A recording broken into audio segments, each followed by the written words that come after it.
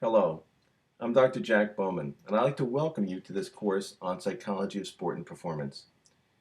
Since starting teaching this class at Stony Brook University in 1981, it's been my privilege to be able to develop a series of exercises, programs, learning environments, which have allowed graduate students and coaches like yourself to learn the skills and knowledge necessary to build applied sports psychology programs and strategies to improve your performance and help you to allow your athletes to perform at their best. Over the course of these 35 years, it has been my experience to show and guide students like yourself through the best practices at attaining the most from this class. The first thing that I'd like to address is the syllabus right here, the class syllabus, which is located as a document on the tabs on the Blackboard site. I recommend highly that you download and print the syllabus. It can become an invaluable resource for you throughout the entire course. Not only will it list all the deadlines and specific things that need to be done module by module, but it includes a calendar and a description of how your discussion forums are scored. In addition to the syllabus to be printed, it's also important to read the announcements each week. It guides you a little bit toward focusing on the important things that we want to emphasize in that particular session. The course is divided into modules. Each module has all the required materials necessary to complete that week's worth of work.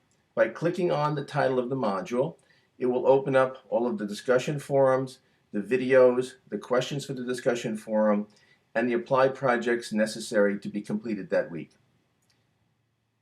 I would suggest that you also enjoy focusing on the issues that we address from the beginning, which is the individual sports psychology strategies, toward moving more and more toward the end of the class toward how you can create the best sports psychology strategies and interventions in a team environment. In addition to the readings, the videos, and the discussions that you will be engaging in exploring sports psychology throughout the course, there's an exciting learning by doing component. Starting with Module 3 and ending at the end of Module 5, you will be engaged in listening to an audio recording entitled The Ideal Performance State Exercise and completing worksheets that look like this. This is your Ideal Performance State pre- and post-event worksheet, and you will complete this before and after you practice either a sports-related exercise or a work exercise that you have identified to want to perform at your best in. This 3-week period allows you to practice over and over using these sports psychology strategies to develop a way to understand how you can perform at your best. At the end of that 3 weeks, you will complete a series of questions on the applied projects page that will ask you to describe your experiences in identifying both your focus of attention, your arousal level, and your emotional states, and how identifying those things either through the audio or the capturing them on the pre and post event data collection sheets have allowed you to have a high and effective knowledge of you at your best. Obviously, this will allow you to teach these kinds of strategies to athletes and students who you are working with, either as a coach or as a professor.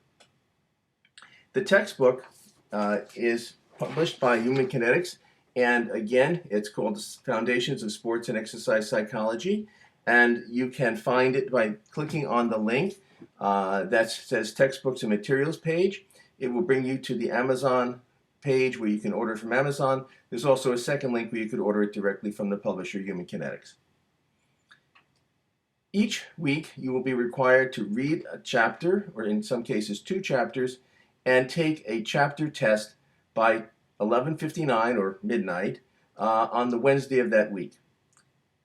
These tests are open book tests, and it encourages you to process the material, understand the material, so that early in the week, so that in your discussion forums throughout the week, you will be able to intelligently address and cite specific components from the readings that will support your discussion points.